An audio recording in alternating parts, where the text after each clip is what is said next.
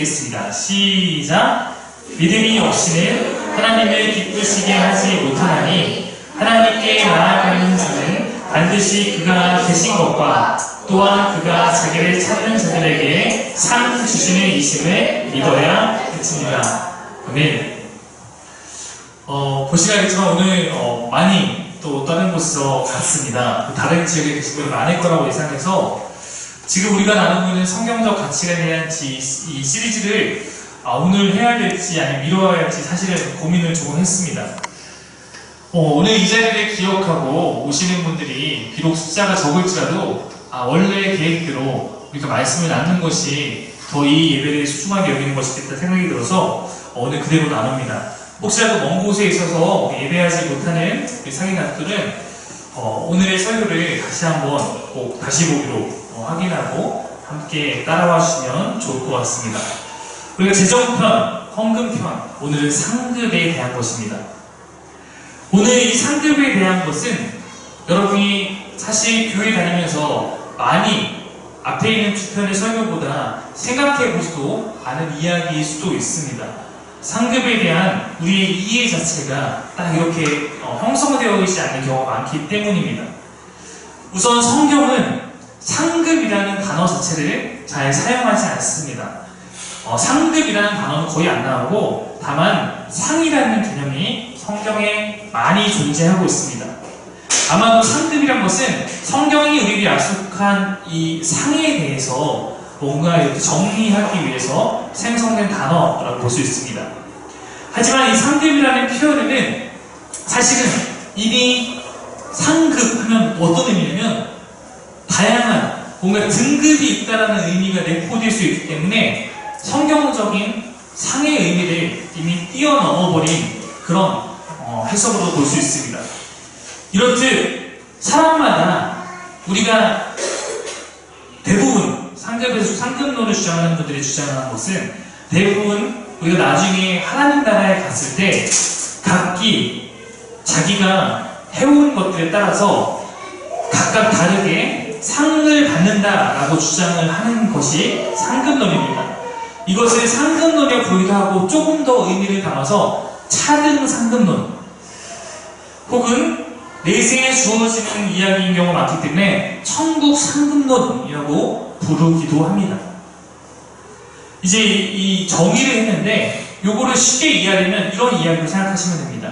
우리에게 익숙한 예화가 대표적입니다. 여러분 들어가서 모르겠지만 면류관과 깃털모자 이야기입니다. 나중에 우리가 천국에서 우리 삶의 모습대로 그것에 대한 보상을 받는데 각각 심은 대로 거둔다라는 것입니다. 그래서 어떤 사람은 영광스러운 면류관에, 왜냐하면 천국에 나중에 하나님의 약간 상에 대해서 성경에서 면류관이라는 단어로서 많이 표현하기 때문에 영광스러운 면류관을 받아서 자랑스럽게 천국에서 살아가는 사람들이 있고, 반면 심은 것이 별로 없는 사람은 면류관은 고사하고 금면류관, 은면류관, 동면류관도 고사하고 나중에 깃털 보전 하나 받아서 초라하게 살아간다라는 이런 이야기가 한국에 조금 나이가 드신 분들은 한 번쯤 들어봤을 만한 그런 이야기입니다. 이런 이야기 버전이 여러 가지인데 보상이 집인 경우도 있습니다. 어떤 사람은 국어와 같은 집을 갖고 살아가고, 어떤 사람은 호텔 정도를 받고, 어떤 사람은 아파트 정도 받고, 정말 간신히 천국에 들어간 사람은 심은 것이 없어서 초가집이나 계집 하나 받아 살아간다, 이런 이야기도 존재하기도 합니다. 도대체 어디서부터 어떻게 시작된 이야기인지 모르겠으나 이러한 천국의 상급에 대한 이야기가 사실은 알게 모르게 대부분의 신앙인들에게 구전으로 전파되고 있는 것이 사실입니다. 저도 많이 듣고 자랐습니다. 네가 지금 이 땅에서 이렇게 하면은 나중에는 하나님이 이거 천국에서 보상해 주실 거야. 여기서 이렇게 심은 만큼 나중에 30배, 60배, 100배로 하늘나라 가면 보상이 돼 있을 거야. 이런 이야기를 굉장히 많이 들었습니다. 이와 맥락이 비슷한 또 한 가지 흐름이 있는데 그것은 주로 천국에 대한 경험을 소재로 한 간증들입니다. 소위 천국을 다녀왔다거나 혹은 꿈에서 봤다라는 이야기들, 간증 집회와 책과 방송 등을 통해서 우리에게 들리곤 합니다. 아마 우리 사기교회가 전에 참석했던 한 집회의 이야기를 떠올리면 네, 잘 기억나실 겁니다. 천국에 갔더니 뭐 이름이 다 비명되고 뭐 이랬던 이야기 기억하시죠? 네. 제가 들었던 천국에 대한 대부분의 간증들은 문제가 심각합니다. 그리고 솔직히 저는 천국에 대한 간증을 굉장히 싫어하는 편입니다. 그들이 말하는 천국은 하나같이 다 황금길이고 보석으로 꾸며진 공간입니다. 그리고 그 안에는 각각 다른 결말을 맞이한 사람들이 존재합니다. 그 자체가 상급론과 일치하는 것이죠. 이런 간증들 대개는 천국의 차근적 보상을 배경으로 하고 있고 이 또한 상급론에 해당한다고 볼 수 있습니다.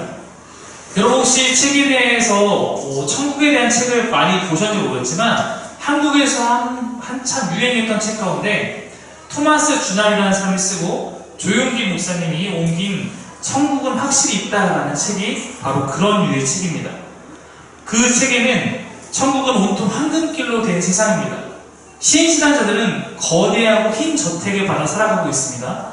그들은 아름다운 가운을 입고 보석으로 장식한 면류관을 쓰고 있습니다.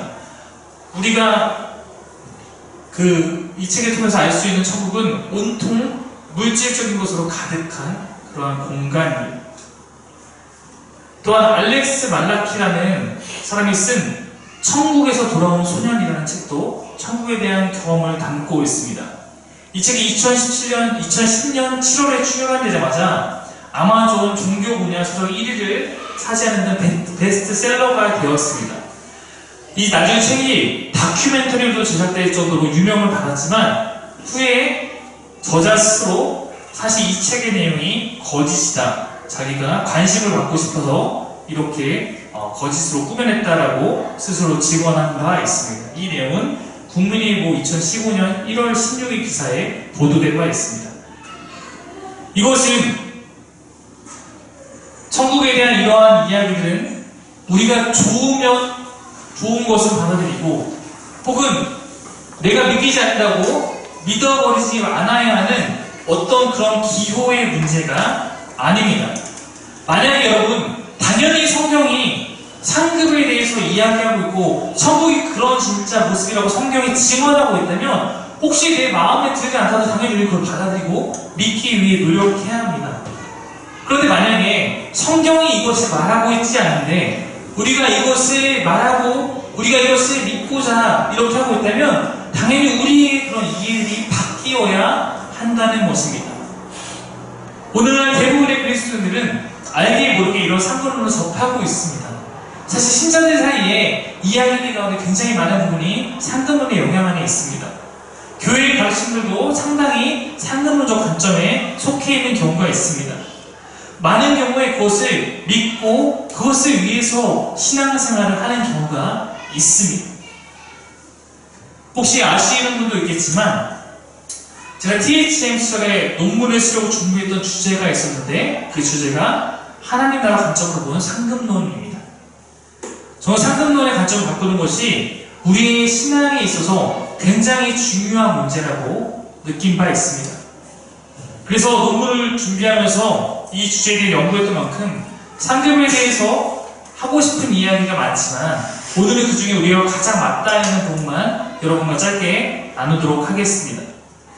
오늘 이 한 편의 책으로 당연히 상급론들이 많은 것을 담아낼 수 없겠지만 적어도 우리가 지금껏 단 한 번도 이것이 이런가 라고 생각해 보지 않았던 이런 것들에 대해서 한번 이것이 과연 옳은 것인가 그렇지 않은 것인가 점검해보고 생각해보는 계기를 삼는 것만으로 우리가 더욱더 올바른 가치관을 향해 나아갈 수 있다고 믿습니다. 만약에 여러분이 이 설교 이후에 상급론에 대한 관심을 갖고 자료를 찾아보면 상급론에 문제가 있다, 잘못했다라고 반대하는 목소리를 상당히 많이 접할 수 있을 것인데 많은 학자들이, 많은 교수님들이, 또 많은 목사님들이 여러 가지 방법으로 그렇게 전하고 있는데 문제는 수십 년간 한국에서 신자 사이에 이것이 다양하게 퍼져 있고 바로잡고자 하는 소리에 비해서 이미 퍼져 있는 영향이 너무나 크기 때문에 이제라도 내가 이거 듣고자 하는 사람에게 들리겠으나 그렇지 않고 그냥 그걸 믿고 쭉 신앙생활 하는 사람에게 돌이키기란 굉장히 쉽지 않은 문제일 수도 있습니다. 아마도 이걸 정화되는 데는 상당한 시간이 소요될 수 있을 거라고 생각하고 있습니다. 근데 이것은 굉장히 재밌는 게 상급론에 빠져있는 교회들은 한국밖에 없습니다. 외국에서는 상금론에 대해서 거의 말하지 않습니다. 한국에 퍼져 있는 만연한 매우 특이한 사상입니다. 다행히 요즘에 여러분 한국에도 이제 하나님 나라에 대한 관심들이 많아지고 하나님 나라의 신학들이 자리 잡고 있으면서 그로 말미암아 천국에 대한 이해가 수정되어 가고 있습니다. 우리 사기배교회는 하나님 나라에 대해서 18주 동안 다룬 바 있습니다. 저는 이런 흐름 속에서 천국의 상급에 대한 가정도 차츰 바뀌어 갈 것이라 생각합니다. 우선 상급론이 말하는 핵심 주장을 한번 설명해 보겠습니다. 이것은 제가 주장하는 게 아니라 흔히 이것이 상급론 대표적인 주장이라는 것입니다. 이런 것입니다. 예수를 믿으면 누구나 천국에 갈 수 있습니다. 오직 믿음으로 구원을 받습니다. 우리의 힘이 아닙니다. 우리의 죄는 예수의 십자가의 은혜로 사함을 얻습니다. 즉 구원은 우리의 공로가 아닙니다. 우리의 행위는 우리의 구원에 아무런 영향을 줄 수 없습니다. 그러므로 행함에 대한 우리의 문제는 구원의 여부에 영향을 끼치는 것이 아니라 우리의 상급의 여부에 영향을 줍니다. 주님의 말씀에 순종하여 성경의 가르침대로 산 사람들은 천국에서 큰 상급을 받습니다. 금면류관, 은면류관을 쓰는 영광을 누립니다. 그러나 매일 죄를 짓고 회개하기를 반복하고 말씀에 완전히 순종하지 못한 신자들은 비록 구원은 얻긴 하지만 부끄러운 구원을 얻습니다. 천국에 들어가는 것은 예수를 믿는 믿음으로 결정하고 천국에서 받을 상은 우리의 노력과 공로로 결정됩니다. 따라서 우리는 천국에서 영광스러운 상을 받기 위해 신자로서 최선의 삶을 살아야 합니다. 이것이 상급론의 주된 내용입니다.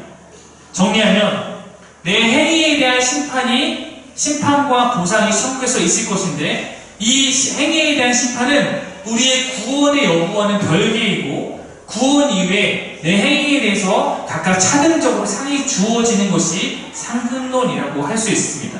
만약 여러분이 지금까지 이 이야기에 동의하고 계셨거나 혹은 이런 생각을 갖고 있다면 여러분도 알게 모르게 상급론에 대해서 배운 것입니다.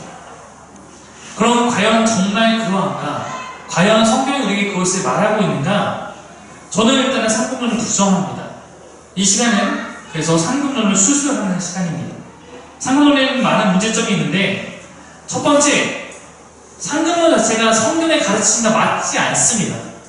제가 다른 여러 가지 구절을 통해서 여기서 여러분과 나눌 것입니다. 두 번째, 믿음으로 구원을 받고 행위로 상을 받는 것은 잘못된 구원론입니다. 이따 계속 나누겠지만 우리의 구원 자체가 행위와 무관하지 않습니다.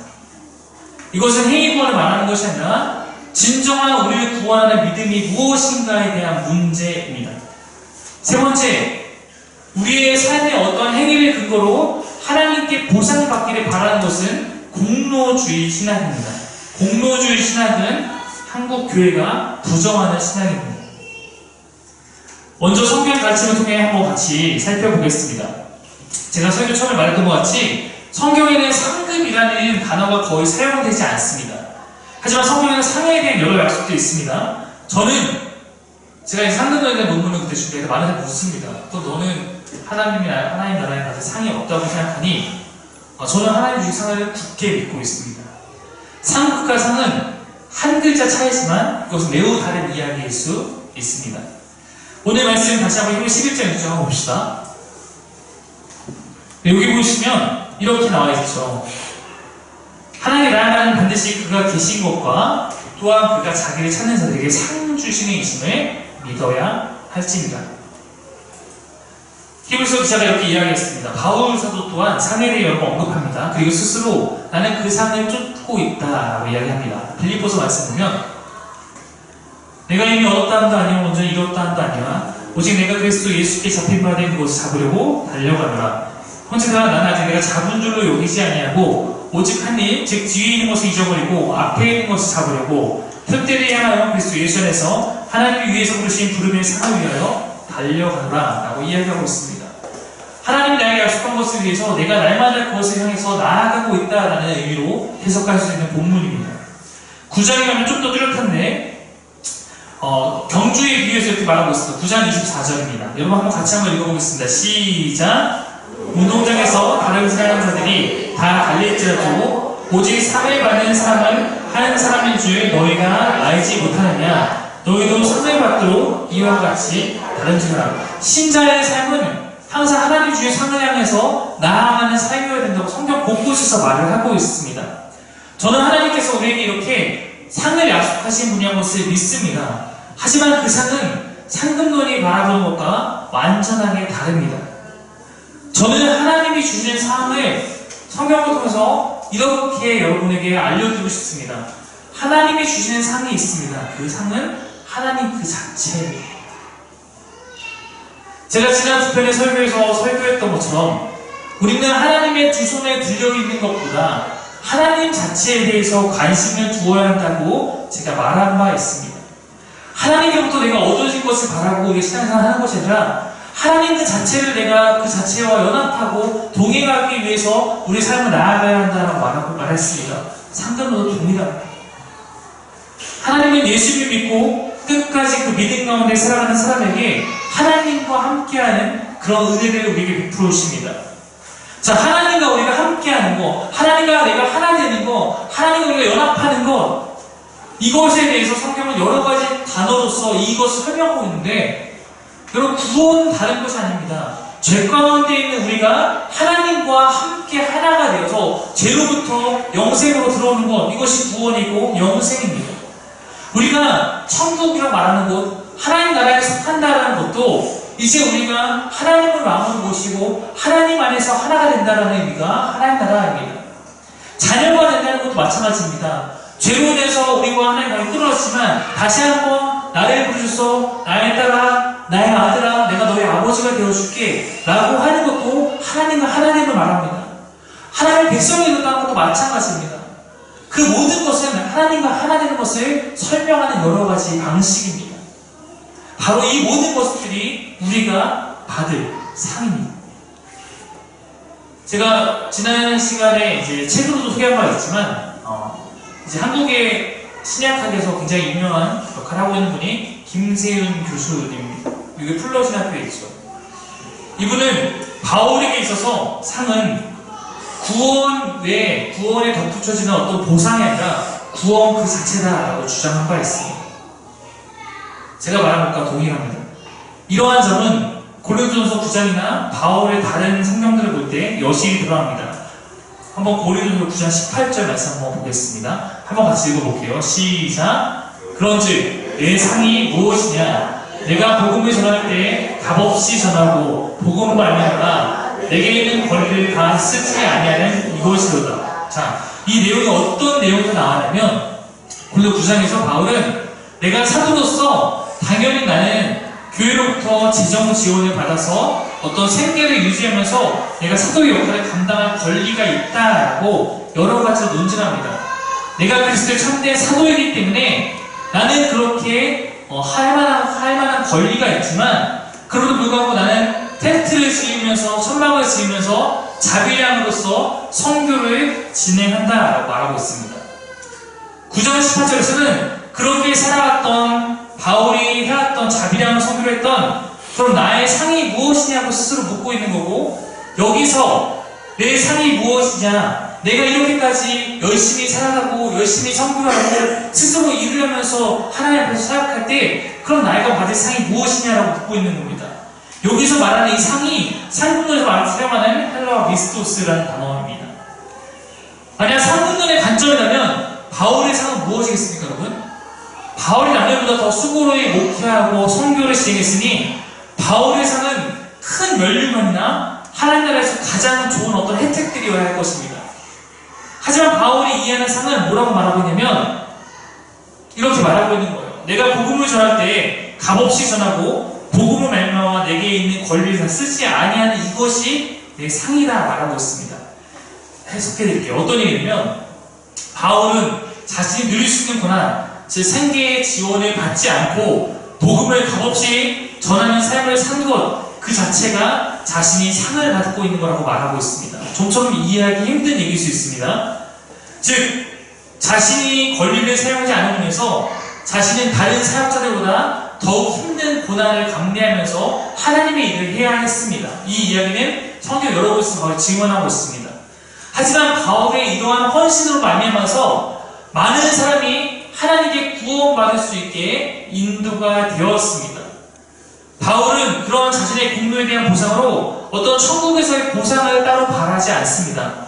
그저 복음이 전파된 것이 바울의 가장 큰 자랑이며 그 복음 말미암아 많은 사람이 구원받게 되는 것이 상이라고 여기고 있다는 것입니다. 바울이 최후의 심판 때 바울이 기대하는 상이 있다면 그의 복음 선포로 말미암아 하나님 나라가 확장되고 그로 말미암아 자신의 복음을 들었던 그 모든 사람들이 하나님의 구원에 참여하게 되는 것, 그것이 바울이 바라는 유일한 상입니다. 하나님 나라의 사역에 참여해서 내가 하나님과 함께 된 것, 하나님의 일에 함께 도운 것, 그리고 그로 말미암아 하나님 나라에 더욱더 많은 사람이 들어오게 되는 것, 이 자체가 바울의 상이다라는 얘기입니다. 사실 저와 같이 일을 하면서 목회를 하는 사람에게 바울은 성경 안에 롤 모델일 것입니다. 제가 개척을 하고 담임 목사가 되고 나니까 전에 몰랐지만 평일에 목사님들의 모임이 그렇게 많습니다. 그 중에 굉장히 의미 있고 중요한 모임들도 있고 어떤 모임들은 좀 침묵적인 성격의 것들도 있습니다. 때로는 목사님들 안에 그런 교제함도 필요한 부분이라고 느낍니다. 또한 여러 곳에 말씀을 배우러 학회나 어떤 교육의 현장에 부지런히 배우러 다니시는 분도 있습니다. 저도 가끔은 평일에 나도 좀 시간이 있어서 다른 목회자들과 교제도 나누고 조금은 나도 배우러 다닐 수 있는 시간이 있으면 좋겠다는 생각이 들 때가 솔직히 조금은 있습니다. 하지만 제가 일을 하면서 목회를 하는 것은 사귐의 교회의 이 공동체를 위한 저 스스로의 결단이었습니다. 이 안에서 우리 이곳에 오는 성도님들이 충분히 뭔가에 쫓기지 않고 생존의 문제에 쫓기지 않고 목회자를 도와야 된다는 어떤 부담감에 쫓기지 않고 이 안에 충분히 자라가길 원하는 성도님들에만 저의 목회적 결단이었습니다. 어쩌면 방황도 됐을 것입니다. 당연히 저 또한 이것을 통해서 하나님이 무언가 보상하실 것을 바라지 않습니다. 오히려 제가 바라는 것이 있고 저의 가장 큰 자랑이 있다면 이곳에서 함께 만나는 여러분들일 것입니다. 제가 받고자 하는 유일한 상이 있다면 이곳에서 이렇게 함께 만나는 우리 사귐의 교회 모든 성도님들이 한 사람도 낙오되지 않고 함께 하나님 나라에 서는 것입니다. 함께 하나님의 구원에 참여하는 것입니다. 아마 그것을 제가 나중에 목격하게 된다면 그것이 제가 주님과 속하여 누리게 될 가장 큰 기쁨의 상일 거라고 저도 감히 고백하고 싶습니다. 마태복음에 보면 여러분 알고 있는 비유 가운데 혹시 포도원 품꾼의 비유라는 것이 있습니다. 이 비유에서는 세상의 관점 보기에는 매우 불공정한 대우에 대한 이야기가 소개됩니다. 아침에 일찍 아마도 아침 6시부터 와서 일하는 사람이 있습니다. 이스라엘에서 아침 6시부터 오후 6시까지 12시간 일하면 하루의 품삯 1데나리온을 받습니다.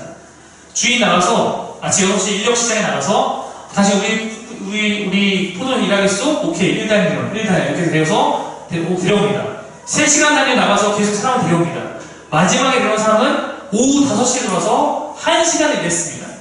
아마도 오후 5시에 들어온 사람은 내가 무슨 1데나리온 받겠어? 한 10일을 나와서 한 0.1데나리온 받겠지. 아마 이렇게 생각하고 들어왔을 겁니다. 근데 마지막 온 사람부터 품삯을 주는데 마지막 온 사람은 1데나리온 주는 거예요. 그러니까 갑자기 이들의 기대가 바뀝니다. 내가 1데나리온도 더 받을 수도 있겠는데?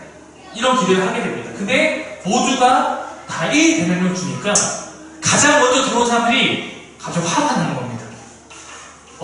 왜 우리가 저 마지막에 들어온 사람과 똑같은 대우 받아야 됩니까? 이렇게 얘기하는 것. 그때 주인 말한 거 뭐냐면 난 너에게 약속한 거 다 주었다. 내가 너에게 약속한 것을 다 주지 않았냐? 내가 이 사람에게 더 선한 것을 베풀었다고 네가 나한테 주인이 자꾸 말할 권한이 없다라고 하는 내용이 포도원 품꾼의 비유입니다. 여러분 아시겠지만 이 포도원 품꾼은 하나님 나라에 대한 비유예요.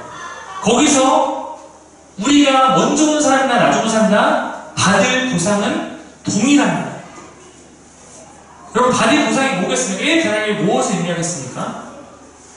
하나님과 하나 된 구원입니다. 먼저 와서 일했던, 나중에 와서 일했던 우리 다 동일한 구원을 받습니다. 하나님 나라의 관점에서 보자면 먼저 들어온 사람은 아마도 먼저 예수를 믿고 오랜 시간 하나님의 섬겼던 사람들일 것입니다. 그들 일찍 와서 오랫동안 주인의 일에 참여했습니다. 결산된 것은 최후 심판의 날이죠. 그들까지 더 오랫동안 주님과 동행하는 시간을 보냈습니다. 그럼 그것이 오히려 내가 무언가 더 요구해야 될 만한 일인가, 더 손해인가, 그렇지 않다는 것입니다. 이 이유를 이렇게 말씀하시게 된 이유는 앞에 이런 내용이 있기 때문이에요. 어떤 사람이 부자가 와서 너 예수님 따르기 원합니다. 다 포기하 따르라. 돌아갔습니다. 그랬더니 베드로가 이런 마음이 든 거예요. 주님, 이 사람은 다 포기하지 못하고 돌아갔는데 우리는 다 포기하고 주님을 따르지 않습니까? 그럼 우리는 도대체 뭘 주님이 주실 거야? 이렇게 묻는 거예요. 그랬더니 예수님께서 친절하게 말해줍니다. 너는 나중에 나와 함께 하나님 나라를 다스리게 되고 이런 권한을 주겠다. 아들 되고 이런 가지 권한을 말씀하십니다. 근데 베드로가 이렇게 묻는 거예요. 그래도 뭐 또 없나요? 그랬더니 예수님께서 포도원 부분의 귀를 말하면서 처음과 마지막을 이렇게 말하죠. 먼저 된 자가 나중 되고 나중 된 자가 먼저 될 수도 있다. 즉 네가 베드로에게도 하고 먼저 하나님 나라를 다스리겠다고 자부하고 유대인들에게도 하는 말씀인 거예요. 먼저 왔다는 이유로 뭔가를 더 받기 원하는 마음으로 그렇게 나아간다면 오히려 먼저 된 자가 나중될 수 있다. 즉 나중 나가 망할 수도 있다. 오히려 자칫하다 구원에 탈락할 수도 있다. 라는 이야기를 하고 있는 것입니다. 이 포도원fun의 비유 자체가 어쩌면 상품론과 전혀 반대된 이야기를 하고 있는 거예요. 우리의 보상은 동일하다. 오히려 네가 먼저 왔기 때문에 이 땅 가운데 더 많은 것을 하나님과 동행하고 누렸기 때문에 네가 그것을 갖고 나에게 무엇인가 요구하는 것은 잘못된 것이다 말하고 있는 것입니다. 여러분, 우리 인간 사이에서도 이건 쉽게 이해할 수 있습니다. 여러분, 만약에 지극히 사랑하는 어떤 사람이 자신의 일을 잠깐 도와달라고 여러분 불렀습니다. 저도 아시겠지만 이번에 성결대학교에서 체프를 인도하러 갔는데 대학 원장님이 제가 굉장히 좋아하는 교수님이었어요. 제가 그 교수님을 옆에서 4년 동안 조교를 했었는데 조교를 하고 같이 하니까 제가 조교 월급이 얼마고 묻지도 않고 그냥 다만 그 교수님 옆에서 일을 돕고 같이 교제를 나누고 이런 것만도 저에게 너무나 행복할 것 같아서 지원하고 이랬던 시간이었어요. 전 단원부 때 어떤 조교보다 이 월급을 따지지 않고 정말 열심히 일했던 것 같아요. 교수님과 같이 밤을 새기도 하고 학교에서 자기도 하고 그러면서도 했습니다. 왜 그렇게 했냐면 그 교수님 자체와 함께하는 걸 정말 좋았기 때문이에요. 대가는 중요하지 않았습니다. 아마도 어쩌면 학교에서 조교 월급을 주니까 받는 거지 월급을 주지 않고 누가 날 도울 사람이라고 했어도 저는 지원했을 수도 있을 것 같아요. 왜냐면 내가 그 사람의 일을 도우며 함께하는 것 자체가 큰 기쁨이기 때문입니다. 사람 사이에서도 그렇다는 거죠. 그러므로 뭔가 다른 대가를 바라지 않고 그 사람 자체와 함께하는 것이 내게 가장 큰 기쁨이고 상인 것입니다. 바로 하나님과 우리의 관계가 그래야 한다는 것. 우리가 천국에 가서 다른 무언가 요구한 것 자체가 하나님으로 부족하다는 것을 역사적으로 말하는 것일 수도 있다는 것입니다. 여러분, 귀뚫린 종의 이야기가 출애굽기에 나오지 않습니까? 귀뚫린 종의 이야기가 나와요. 귀뚫린 종은 7년의 자신이 노예로서 해야 돼, 종으로서 해야 될 사명을 다했기 때문에 이제는 자유인이 될 수 있는 권한이 있어요. 근데 나는 밖에서 자유를 살아가보다 종일자도 우리 주인과 함께하는 것이 너무나 좋다면 스스로 그것을 결단한 사람이 있다면 그것을 결단한 마음으로 사람들 앞에서 귀를 뚫습니다. 이 얘기는 내가 주인과 평생 함께하는 종이 되겠습니다 라는 이야기입니다. 내게 자유와 권한보다도 난 주인과 함께하는 것이 훨씬 더 좋습니다. 이것이 어쩌면 우리에게 주어진 상황에서 하나님과의 깊은 사귐을 갖고 살아가는 신자들의 이야기일 것입니다. 이제 상금론이 어떤 문제가 있는지 좀 아시겠습니까? 상금론은 내가 일하는 것을 대가로 무언가 더 큰 보상을 요구한다는 데 있습니다. 하나님 우리에게 구원을 약속했고 내가 너희가 함께할 것이라 약속했고 그렇게 함께할 수 있는 상을 우리에게 주시고 계시지만 그것 외에 내가 무언가 보상을, 특별히 그 보상을 물질적인 것으로 기대하는 것 자체가 옳은 것입니다. 가톨릭의 공로주의와 행위 구원론에 반대해서 개신교는 개혁을 했습니다. 오늘날 교회는 행위 구원론에 대해서만큼 여전히 철저하게 거부하는 입장에 있습니다. 구원이 우리의 믿음에 의해서 가능하다는 것은 누구나 받아들이는 보편적인 진리입니다. 그러나 믿음에 대한 지나친 강조와 믿음에 대한 균형 잃은 강조로 인해서 때로는 한편에서는 구원파와 같이 나는 예수 믿어, 그러니까 삶은 오케이, 아무것도 해도 돼, 이렇게 막 살아가는 행위 없는 자의 모습이 나타날 때가 있습니다. 참된 믿음이란 그 안에 행함이 있는 믿음이라고 성경이 말하고 있는데 믿음을 강조하면서 실제로는 전혀 행함이 없는 삶을 살아가고 나는 믿으니까 구원받는다고 스스로 착각하는 무리, 이것이 잘못된 구원파적 신앙입니다. 반대로 구원은 이미 믿음으로 받은 것이고 우리의 행함에 대한 대가는 상급에 있다며 신자의 어떤 행함의 노력들을 부추기는 경우가 있습니다. 이것이 상급론의 모습입니다. 가톨릭의 행위를 통한 구원에 대해서 반대해서 개혁을 일으켰던 교회가 이제는 상급을 받기 위해서 더욱더 열심히 섬겨야 한다고 추구하는 방향으로 나아갈 때가 있다는 것입니다. 이 점에서 상급론은 잘못된 구원론에 기대고 있는 것입니다. 이것은 구원이라는 것 자체를 마치 하나님 나라에 들어가기 위한 티켓 정도로 그것을 가치를 폄하하고 그 나라에 들어가서 다시 무언가를 누리기 위해서 더욱더 이 땅에서 어떤 행함을 노력해야 된다는 잘못된 구원론입니다. 제가 한 상급론자의 글을 인용해 보겠습니다. 이렇게 썼더라고요. 믿는 사람들은 천당 가느냐 지옥 가느냐 하는 심판을 절대 받지 않습니다. 여러분이 진실하게 예수님을 믿으신다면 여러분이 천당은 확보된 것입니다. 천국의 티켓을 반드시 분명히 받아두신 것입니다. 우리는 구원받은 것이 확실합니다. 천당이냐 지옥이냐 하는 심판은 우리가 받지 않습니다. 그러나 무슨 심판을 받느냐 하면 믿고 나서 행한 대로 그리스도의 심판대 앞에 드러나 각각 선악간의 상급의 심판을 받습니다. 한 책에서 제가 인용한 건데 이 책의 저자는 한 신학교 교수이기도 했고 지금 한국에서 알아주는 교회의 목회 담임 목사입니다. 이러한 주장은 성경을 잘못 이해한 잘못된 구원론이 것이 분명합니다.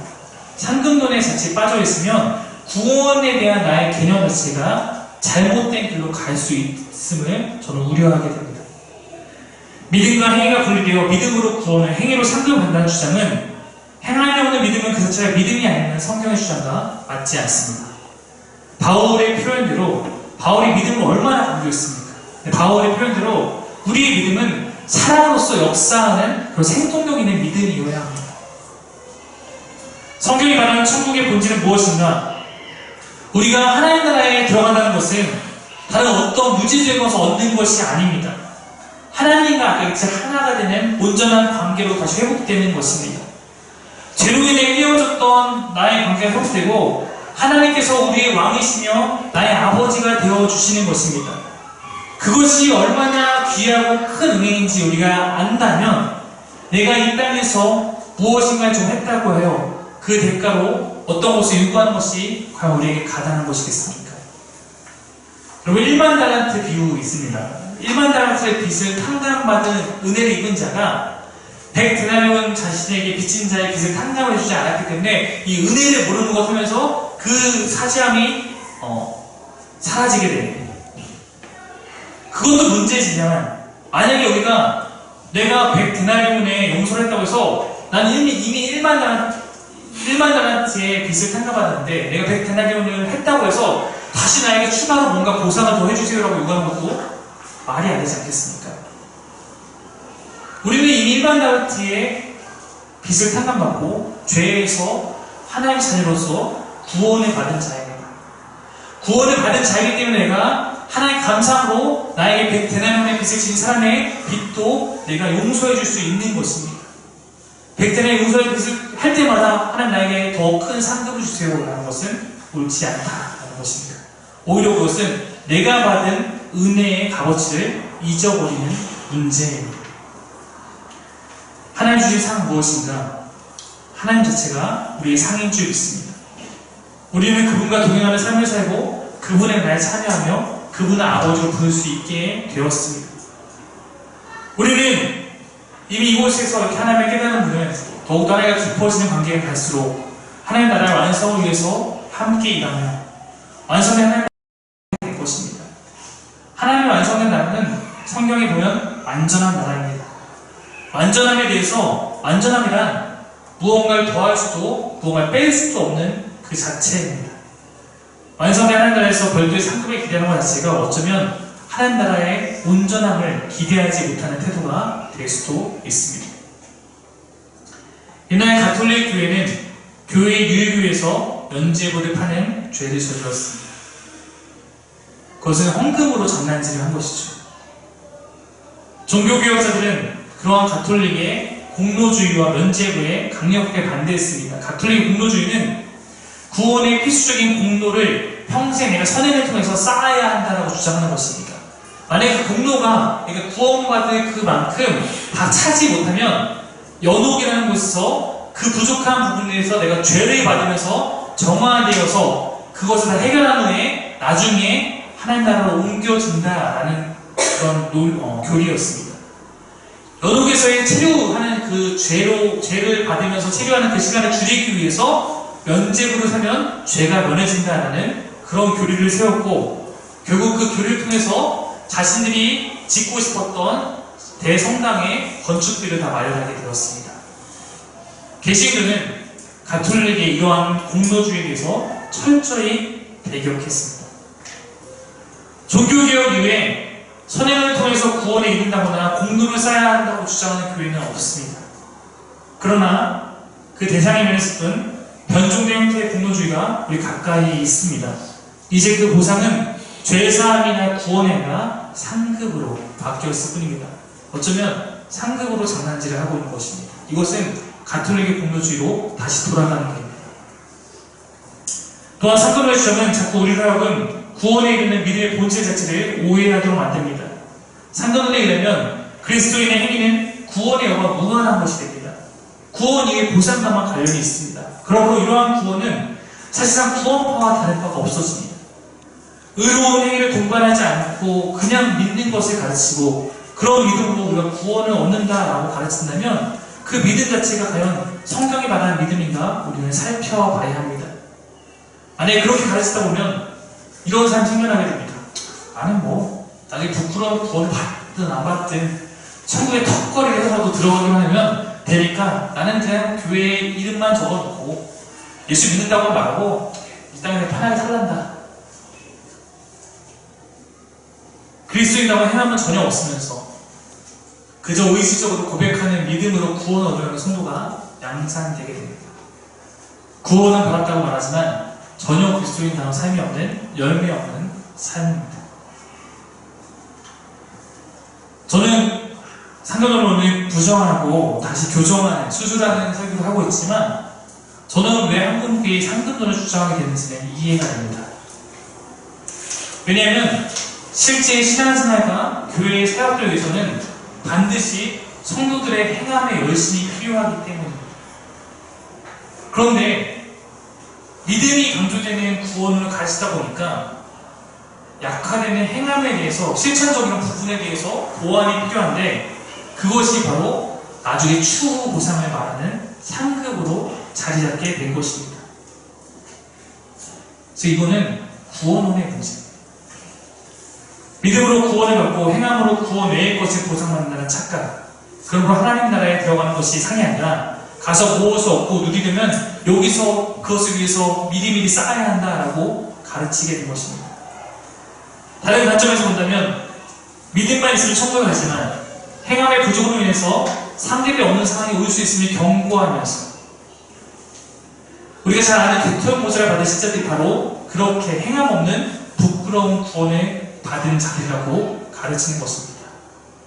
그러나 저는 이러한 주장들을 하면 그들은 가서 대표보자 하는 것이 아니라 그들은 하나님과 함께하게 될 수 없을 것이라고 봅니다. 제 상근론은 믿음으로 구원받은 것을 강조하여 신자의 삶에 행위를 제외한 구원을 기대하게 만듭니다. 행함의 문제를 구원과 전혀 관련 없는 2차적이고 부수적인 문제로 전락시켜 버리는 것입니다. 이것은 결코 성경이 말하는 구원론이 아닙니다. 이런 의미에서 상근론은 구원이나 심각한 오해이며 오늘날 교회에서 많은 성도들이 진정한 신앙생활을 하지 못하도록 막고 있는 그러한 심각한 오해인 것입니다. 말씀을 마무리하겠습니다. 제자명기를 다뤘습니다. 헌금에 대해 새로운 이해를 갖자고 말했습니다. 오늘 상급에 대한 수술을 진행했습니다. 다음 주에는 성경의 가치가 네 번째 시간을 새로 기획하게 됐습니다. 다음 주에는 비전에 대해서 나눌 것입니다. 들어보셔서 알겠지만 대부분 다 포기하고 다 내려놓고 뭔가 우리가 하나 결단하고 이런 이야기들입니다. 세상을 바라보고 살아가는 관점이 바뀌는 문제들이기 때문에 그렇습니다. 그리고 나서 다섯 번째 시간으로 우리가 그럼 신자가 된다는 것이 왜 좋은 것인지에 대해서 나누려고 합니다. 다음 주까지의 설교는 그 전에 우리의 잘못된 기대들과 신앙적 오류를 점검하는 시간이 될 것입니다. 그러면 수술의 시간이고 때로는 아플 수 있습니다. 먼저 수술이 필요하고 그 후에 제대로 된 처방이 필요하기 때문에 우리가 성경 가치관을 바로 잡은 다음에 그럼 우리는 어떤 가치관을 갖고 우리는 왜 신자로 살아가는가에 대해서 함께 나눌 것입니다. 오늘 몇 번 나누겠던 바울 사도가 있습니다. 바울 사도에게 빌립보 교회라는 교회가 있었는데 빌립보 교회는 바울이 사랑하는 목회지였습니다. 바울이 여러 교회를 세웠지만 빌립보 교회에 대해서는 굉장히 아주 큰 사랑을 바울이 보인 바 있습니다. 바울이 자비랑 사역을 하고자 했습니다. 근데 빌립보 교회는 바울이 자비랑 사역을 하고 있음에도 불구하고 그를 돕고자 늘 노력했던 교회였고 바울도 그런 빌립보 교회를 향해서 늘 사랑을 보냈던 그런 교회였습니다. 빌립보서 1장 8절 자체가 이렇게 시작합니다. 내가 예수 그리스도의 신장으로 너희 우리를 얼마나 사모하는지 하나님이 내 증인이시다. 내가 하나님의 증인 삼아서도 내가 너희 사모하는 것을 당당히 고백할 수 있을 만큼 그렇게 사랑했던 교회였습니다. 이렇게 사랑하는 빌립보 교인들, 그들을 향해서 바울은 4장에서 이러한 고백을 남기고 있습니다. 4장 1절에 보면 이렇게 나와 있어요. 그러므로 나의 사랑하고 사모하는 형제들, 나의 기쁨이요 면류관이 사랑하는 자들아, 이와 같이 주 안에 살아. 바울에게 빌립보 교인들은 우리가 흔히 천국에서 이것이 상급이다 라고 이해하는 면류관이라고 고백하고 있습니다. 내가 다른 면류관을 꿈꾸는 것이 아니라 다른 상을 바라는 것이 아니라 그 교회의 교인들이 바울의 기쁨이고 면류관이었다 라는 고백입니다. 저는 사기의 교회가 저뿐만 아니라 이곳에 모이는 우리 모두에게 이 교회가 하나님이 주신 선물이고 하나님 나에게 주신 상이구나 라고 여길 수 있는 교회가 되었으면 좋겠습니다. 이 공동체에 들어오는 사람마다 이곳을 통해서 함께 잘 자라가고 이 안에서 위로와 기쁨을 얻고 참된 사랑을 배워가고 이것이 나에게 주신 하나님의 최고의 선물임을 우리가 함께 고백할 수 있기를 바랍니다. 예수님이 주인 되시는 교회, 말씀 앞에 바로 서는 교회, 무엇보다 이곳에 모이는 우리가 서로 사랑하는 공동체, 그것이 우리 삶의 교회가 되기를 간절히 소망합니다. 기도하겠습니다.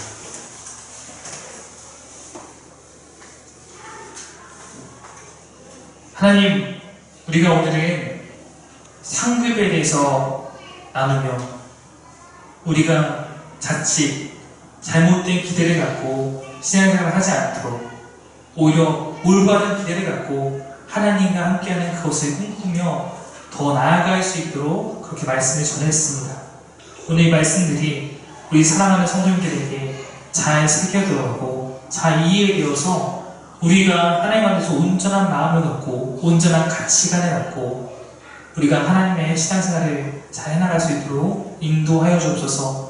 신앙생활 할 수 있는 토선으로 우리에게 삼아주신 이 교회가 우리에게 진정한 기쁨과 나에게 하나님 주신 또 하나의 상으로서 고백되어질 수 있도록 주여 인도하여 주시고 이 안에서 우리가 함께 하나님의 구원을 맞이해 갈 수 있도록 인도하여 주옵소서. 감사드리며 예수의 이름으로 기도드립니다.